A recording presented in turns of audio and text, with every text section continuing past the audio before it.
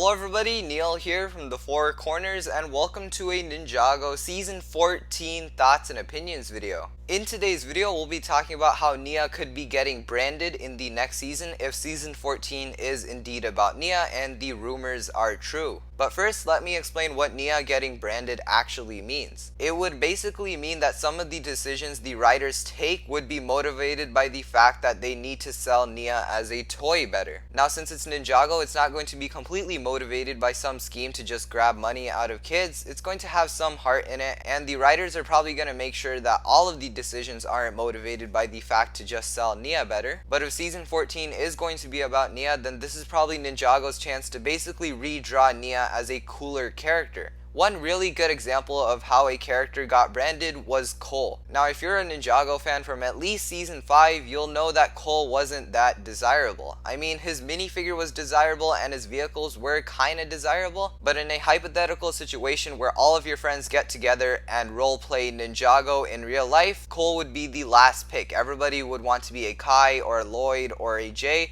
but no one would really want to be Cole, at least back then. That changed in Day of the Departed though, when Cole's quote-unquote branding started to go in action. It really all started with reimagining how Cole's powers work. Instead of just doing rocks and some green moss in the middle, they decided to visualize his power differently and also change up his color scheme. His change in color scheme went from brown, black, and gray to brown, black, gray, and orange, which added a whole lot. And after the Ninjago movie, the orange started to become more and more apparent and Cole started to become more and more cool. Now in present day Ninjago, Cole is probably a lot of people's favorite ninja, and for me at least, Cole's my third favorite ninja now. He used to be my least favorite ninja, and now he's my third favorite ninja because his character feels so nice and his powers are visualized so well. He's one of the coolest ninjas in my opinion. And really, when you think about it as a whole, they only had to redraw Cole's power to make him cooler. So now that I've given you that Cole example, you can kind of see where Nia's heading. And that also might be why Nia's getting certain dialogues, because if you haven't noticed, Nia recently has been getting a lot of dialogues, or she's been the center of attention for a lot of the Ninjago episodes.